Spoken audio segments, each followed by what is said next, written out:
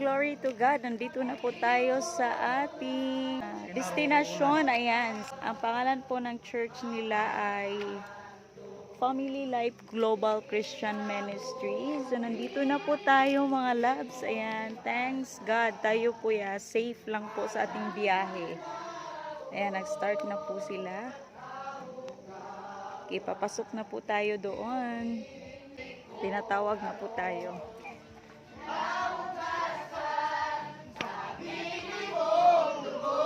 Morning. Nag-start na sila. Nasa internet diri ay.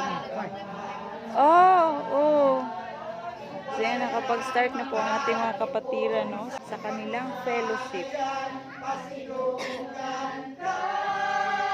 Sa mga dito.